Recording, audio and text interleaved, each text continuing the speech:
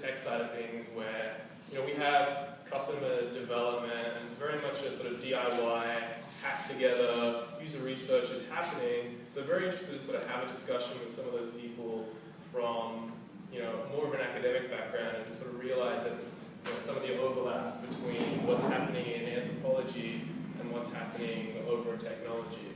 I also think that, music is a really good topic for this meetup because, I might be a little bit biased, but I really can't think of any other sort of form of technology that is, essentially as widely appreciated and, with such depth of passion. And another interesting thing about music is that sort of despite the sort of interest that that people have in it, we still haven't really nailed the sort of social interactions online around music. You've seen companies, I don't know how much you know, companies like Spotify, we've had in the past Last.fm, but none of these things have really sort of stuck and really blown up in the same way as maybe in a medium like photos, where you have Instagram, really kind of solidifying itself as, the go-to place for that medium. And I think one of the reasons is that music is actually,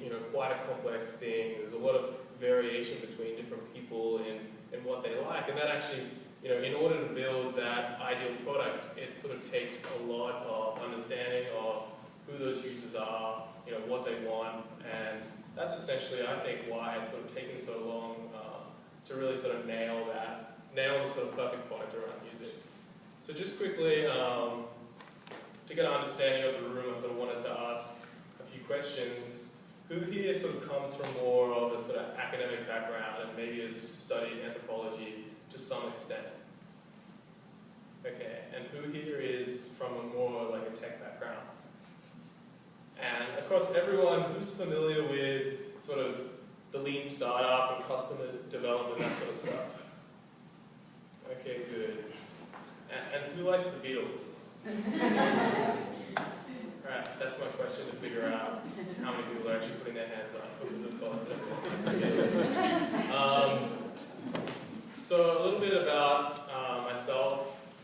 So the company that I started is called Swarm FM, and we're still a small company, we're 2 people, and essentially it was sort of founded on the idea that the music experience that we had wasn't anywhere near as good as it could be around technology, and thinking about how we could use technology to further our music experience. And I think that comes down to 2 areas. So one is, I guess, your personal music experience. We would find that the artists that we really loved, a good example is there was a band that I really loved their first album. A couple of years later, I went and saw them live. And I was like, they had some new songs. I was like, yeah, this is really great. Do you have a new album coming out soon? And they're like, we've released 2 albums since then. Thanks for being such a fan. So the fact that we're disconnected from the artists that we like, we're still out there, despite our music taste being known, we're out there manually looking for new music. Why can't that come to us, based on what we say we like? And the other side, which I think is more relevant to this conversation, and I actually think more interesting, is the social side of things. So I think music's always kind of generally understood to be a social product, but it's actually, it's a bit more complex than that. You sort of ask someone, where do you get your music from? And they say, oh, a friend. And then at the same time, as soon as Spotify comes out with a feature that shares their music taste, like the first thing they're doing is, how do I turn this feature off?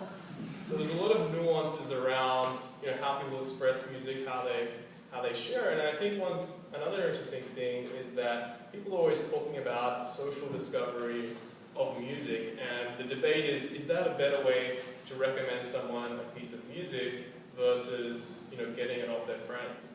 And what's actually missed in that discussion is it doesn't really matter. It's not about getting new music. It's actually about the shared experience that those 2 people have when they discover music of each other. That means they have something in common. That friendship between them is strengthened. Potentially a new friendship is formed, and that's something that we're really interested in exploring. So over the past 2 years, we built a couple of products. The first one was a sort of extension for your browser. The second one was a Spotify app.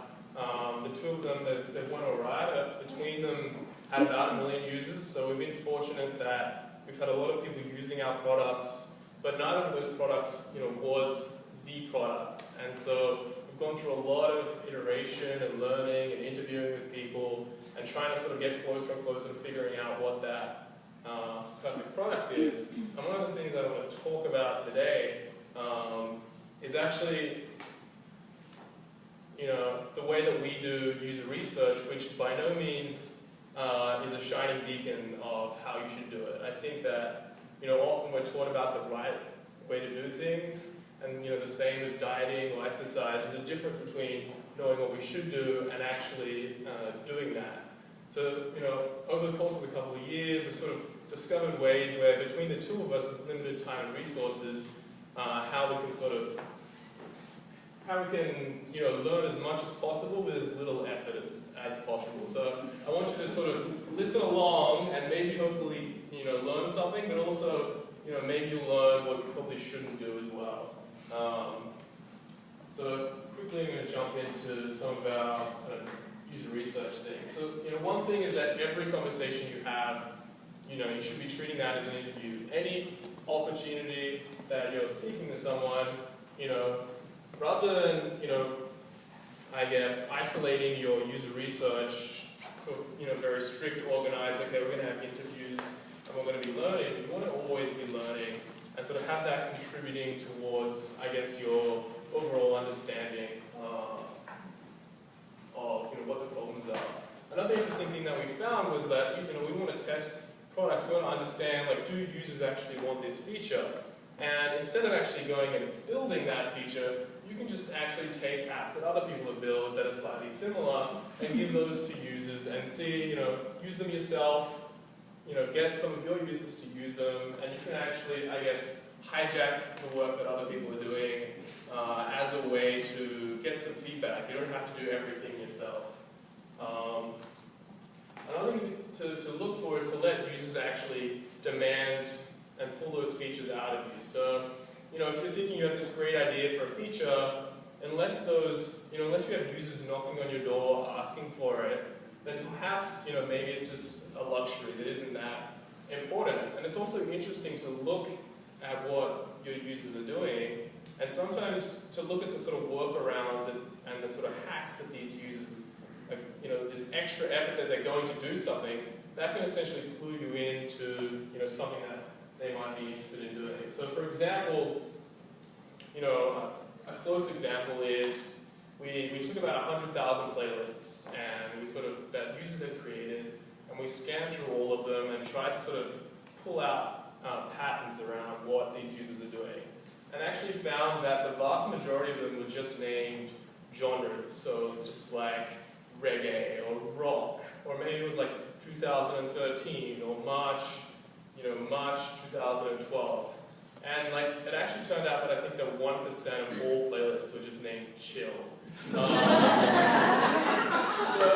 what this points to is that essentially users are using these manual playlists as a way to, slice and dice their collection. They want to be able to, enjoy their music refined to a particular genre. So that's something that we can look at possibly offering without them having to go to the effort of it. So also, another thing is when you're tracking, it can be very tempting to sort of look and pull meaning out of everything, but you want to sort of stay focused on a few key areas. So I don't know how much everyone knows about so-called pyrometrics, which is this AAR, which if you don't know about it, you should look into it. It's a great way of sort of keeping track of how your business kind of is performing, and at the other side, you want to sort of avoid the vanity metrics around how many page views you're getting. Doesn't necessarily mean that your product is working. Like I said, we've had over 1 million users, but what matters more is how much those people are coming back, how much they love the product, does it solve their problems. Another interesting thing that we've sort of found in terms of doing analytics is on the macro scale, you can look at patterns across all users. So, one example was that we had a feature with a sidebar, and it was a great feature. When you open the sidebar, all these extra things that you could do, we actually found that nobody kind of noticed the button and never actually opened the sidebar. And then at the same time, those that did open the sidebar were far more engaged. So that gives us a hint around what we should do to I guess, make that more visible. And then another really interesting thing is kind of flipping it. So rather than looking across all users, to look down vertically at a single user, where based on all the log that you have of the action that they've taken within your app, you can essentially recreate what that user did. It's as if you're sitting over their shoulder watching them use the app, and some of the strange things that they're doing, some of the the flows that they're taking, and you can actually learn a lot as if you were watching a real user, but you're actually just going off analytics that you pulled from an app. And this is something you don't actually do well, but we're trying to get better. And I think it's really important kind of for people that are a bit more lax on how they perform their user research, especially with the two of us. We're often just kind of emailing back and forth on our learning, and really just like everything that we did was kind of going towards our default position. Whereas it's important to sort of document what you've learned along the way, so you can share that with whether it's investors. An investor isn't particularly interested when you say, yeah, we spent $500,000 of your dollars, but we learned so much. It doesn't really work that way. And so it's also very interesting for when you're trying to hire new people. You want to have a way of getting them up to speed with everything that you've learned, rather than just trying to tell them, well, this is the way it is, trust us, we spent a year figuring it out. You can have a way for them to sort of more quickly discover the same things. So I guess some of the things we've learned along the way were that, surveys, nobody likes them. Like, if you don't like filling them out, you still for some reason think that other people will enjoy them, and you go ahead and you create one. It turns out it's actually a big problem. A, people don't actually like filling them out, but B, in order to have a survey actually useful, you need a certain amount of, you need enough people for it to be statistically relevant. And we found maybe when you're at Facebook scale, you can bribe 1% of your users to take a survey, but when you're small, it's actually really hard to do. And we found it far more effective to focus on getting a few individuals in, and you need to make sure that you're not kind of leading them down the path that you want them to go down. But we found that doing sort of in-depth interviews is a lot more effective than trying to have these sort of large-scale surveys. Another thing that we found was that things always looked great on paper. So we would design kind of wireframes for an app and how it should work, and we would look at it and it's like, this makes perfect sense, I would use this is great, users would say this is great, but it's not until you actually build it and put it out in the wild, then all of a sudden it's like, nah, I wouldn't actually use that. So we found that rather than, I guess, believing too much in what we said and what our sort of people we had testing said, we found that trying to build prototypes as soon as possible and getting them in people's hands was the quickest way to, I guess, dispel, to figure out whether something was working or not. Another thing we discovered is that it's really great to launch a product and to have it out there and to have people using it and to get learning from it. But the thing that I guess people don't tell you is that once it's out there, then you need to maintain it. You need to fix things. People have expectations about what it does and what it should do. And if you realize that, oh, that's not the product that people want, we need to build this product, it's actually quite hard to sort of steer that ship once it's out there.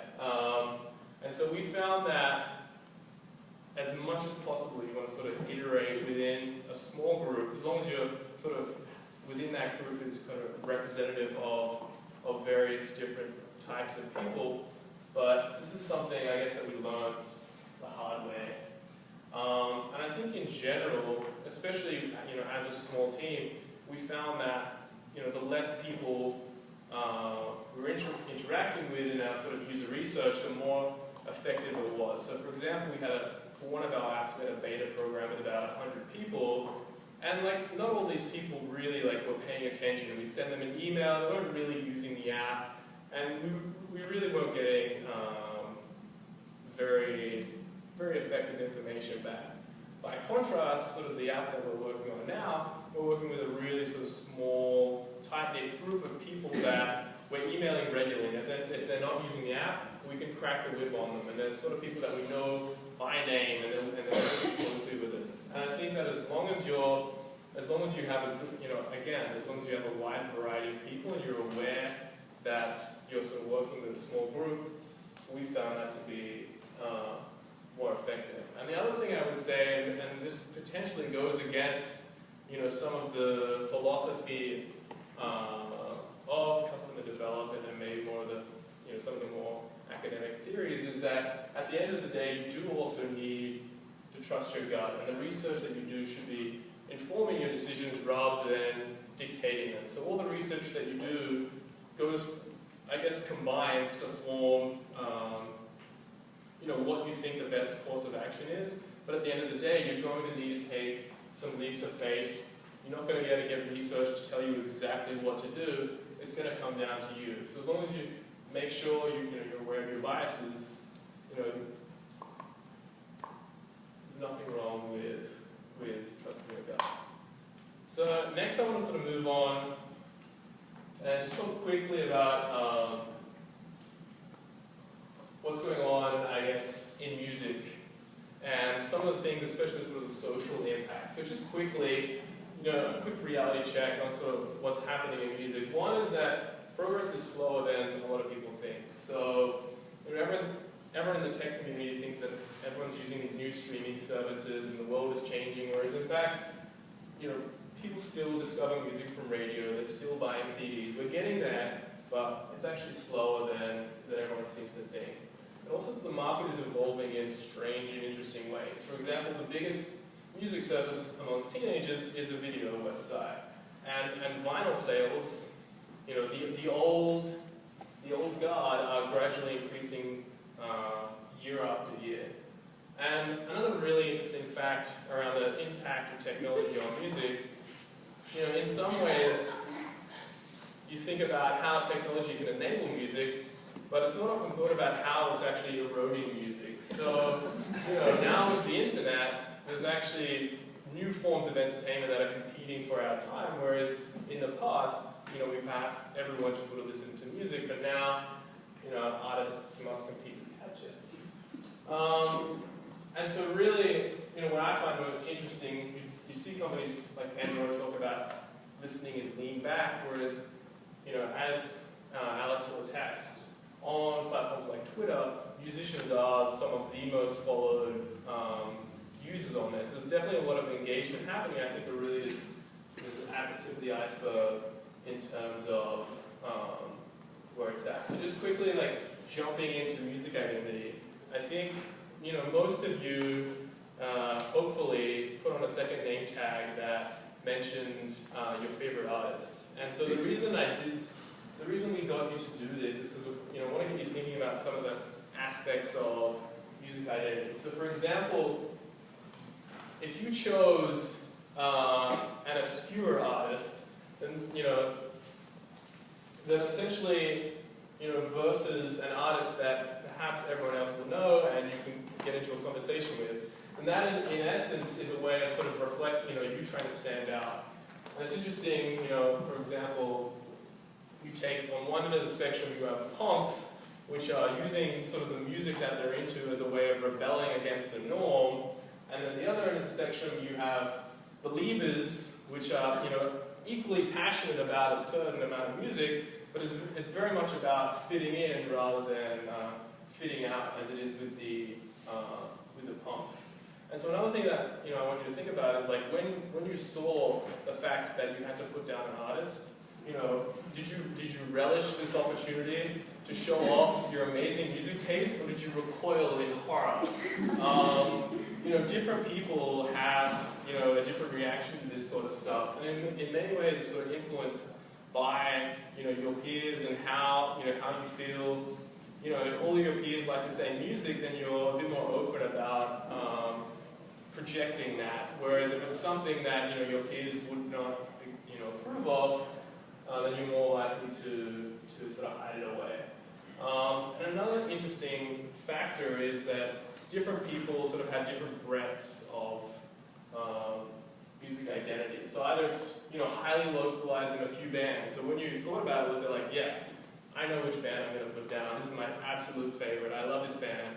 Or when you were posed with that question, did you think, how could I possibly represent all the amazing music that I love with a single artist?